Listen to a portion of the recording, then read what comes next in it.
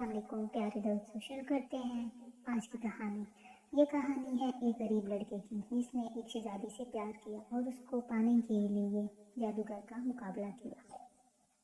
ایک گاؤں میں ایک بہت غریب لڑکا تھا اور وہ شہزادی سے بہت پیار کرتا تھا۔ جب بادشاہ کو پتہ چلا تو اس نے اسے بلوایا اور اسے کہا کہ تم میری بیٹی کو پسند کرتے ہو، لیکن میری بیٹی تو عیش و عشرت کے ساتھ رہنے کی عادی ہے، تم بہت غریب ہو، تم میری بیٹی کو ایسے عیش و عشرت نہیں دے سکتے۔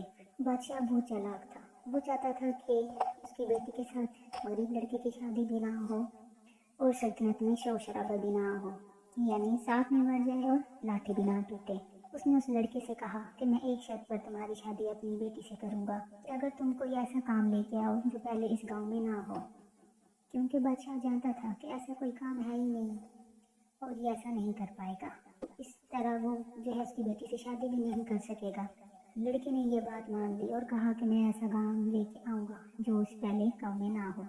لڑکا گھر گیا، اس نے باپ کے ساتھ بات کی، وہ لوگ کام کی تلاش میں نکل پڑے۔ چلتے چلتے چلتے ان کو کافی ٹائم گزر گیا لیکن کوئی ایسا کام نہ ملا۔ چلتے چلتے تھک چکے تھے لیکن اچانک وہ ایک ایسی جگہ پہنچے جہاں وہ دیکھ کر حیران رہ گئے۔ وہاں پر ایک شخص تھا جو کھانے پکا رہا تھا، طرح طرح کے پکوان بنا کے رکھتا جا رہا تھا۔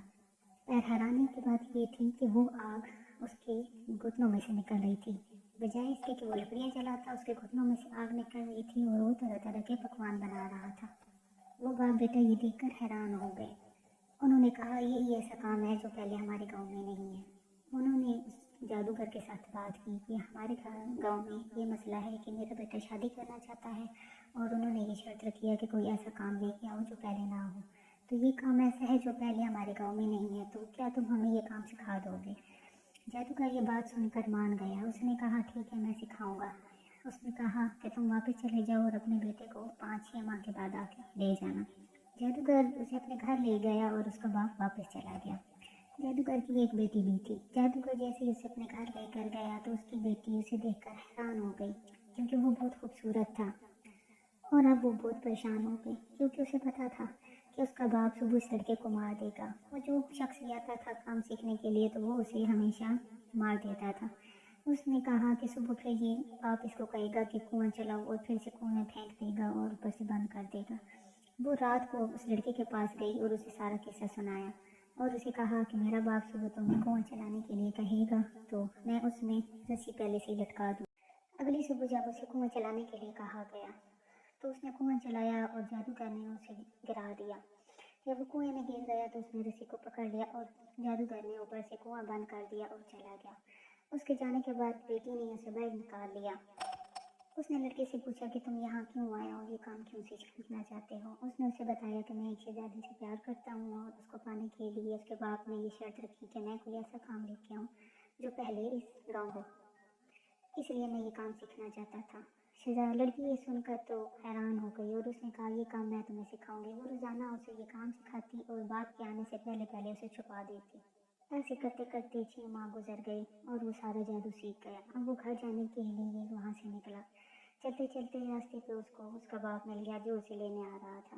اس نے باپ سے پوچھا کہ آپ نے کچھ دولت بھی کمائی ہے کہ نہیں؟ اس کے باپ نے کہا کہ دولت تو تم کمانے گئے تھے، میرے پاس دولت کہاں سے آئی؟ اس نے کہا چلو ایسے کرتے ہیں کہ کچھ کماتے جاتے ہیں۔ اس نے کہا کہ میں جانوروں کی شکل اختیار کروں گا، آپ مجھے بیچ کے جانا، لیکن یہ ہے کہ ناک کی رسی نہیں دینا۔ اس نے کہا ٹھیک ہے۔